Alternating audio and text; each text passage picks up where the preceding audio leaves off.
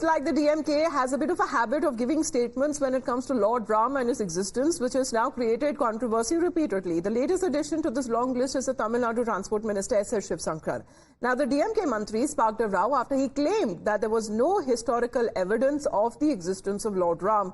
He's contended that there was no archaeological evidence or even historical records to prove the existence of Lord Ram. Speaking at an event, the Tamil Nadu minister said that it was the duty of everyone to celebrate the legacy of Rajendra Chola, or else the people will be compelled to celebrate something else which has no connection to them. Let's listen in to his reaction that has created a political furor.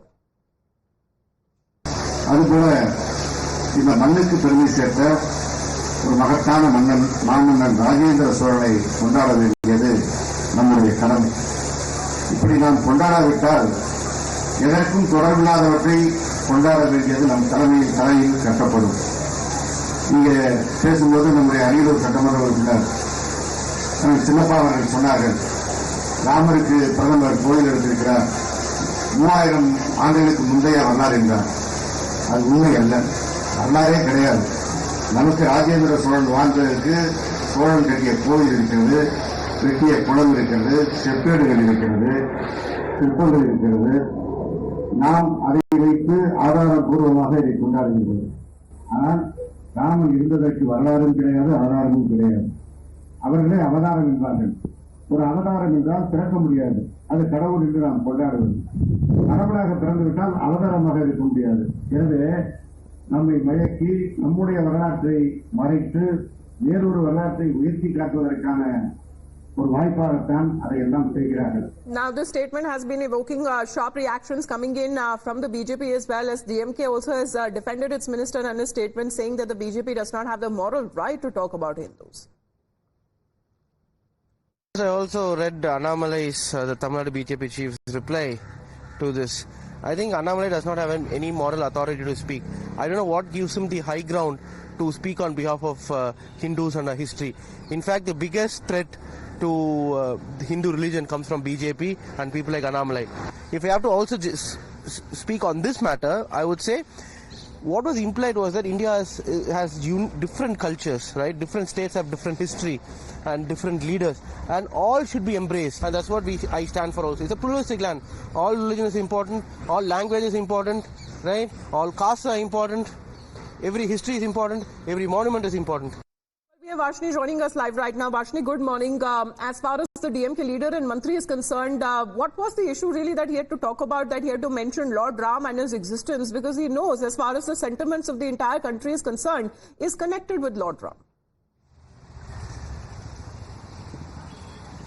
Well, if you see, this was an event that was happening in the Gangaikonda Chorapuram area of the Aryallur district, and this Gangaikonda Chorapuram used to be the capital city of the Chola dynasty when the king Rajendra Chola was ruling over, and during that time there has been a lot of growth in the southern part of Tamil India, and particularly the kingdom that was under the Chola dynasty is what, according to Tamil literature, says about the history of Tamil Nadu, and that is what Transport Minister Shiv Shankar was trying to speak to the public.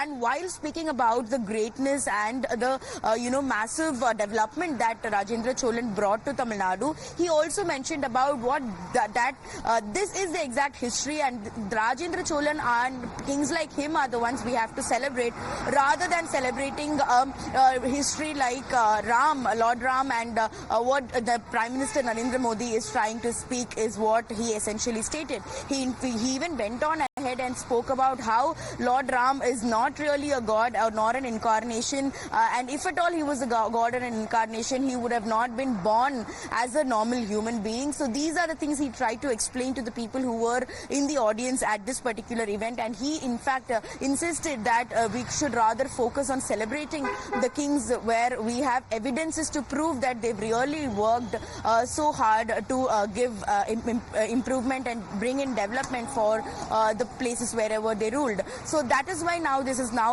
blown out into a controversy where the BJP state chief Annamalai is saying that these remarks being made by DMK is again an attack on the religion of Hindu and the sentiments of people who belong to the community of Hindus.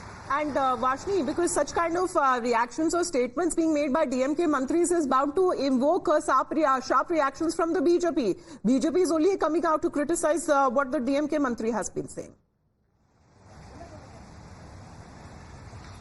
Well, absolutely yes, and the DMK party, which follows a strict ideology of the Dravidianism, has always come out in the public and made a sharp criticism of religions, gods, and every other religious sentiments, and that is why there's always been a massive head-to-head fight between the BJP and the DMK. That too, in this instance, like when there were previous instances about the criticism over Sanatan Dharma, or be it other remarks or jibes being made by other ministers from the DMK regarding the Hindu gods and Hindu temples, and that is the kind of an ongoing war of words that's constantly prevalent in Tamil Nadu between the DMK and BJP.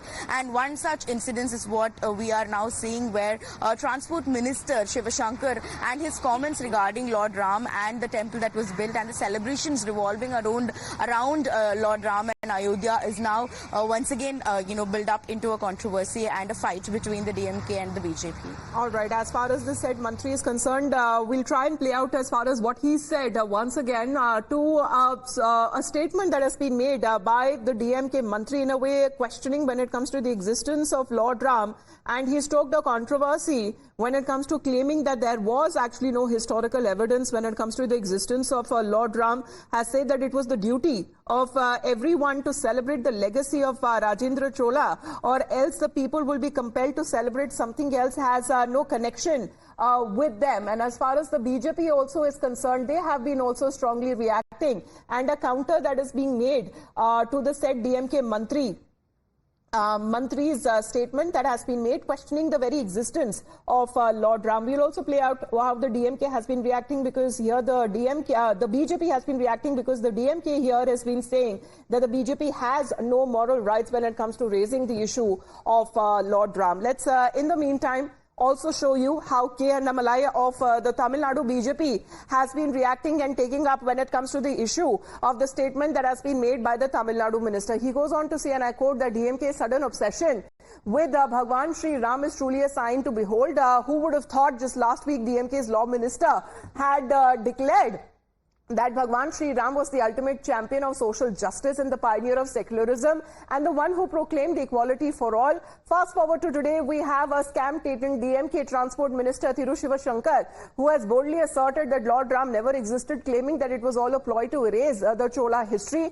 And isn't it fascinating as to how quickly the DMK leaders' memories fade? Weren't they the same folks who had opposed the Honorable PM Narendra Modi for installing the Chola dynasty Sengol in the new parliament complex? This is how, when it comes to the BJP that has been reacting, countering when it comes to the statement that has been made by the DMK mantri, saying that what is this obsession when it comes to Lord Ram that it has? Because Vashni, this is Annamalai's reaction, saying that when it comes to the same Sengol, the opposition parties, including the DMK, had a problem with it, and today they are saying that propagate when it comes to the Chola dynasty is concerned, but question the very existence of Lord Ram.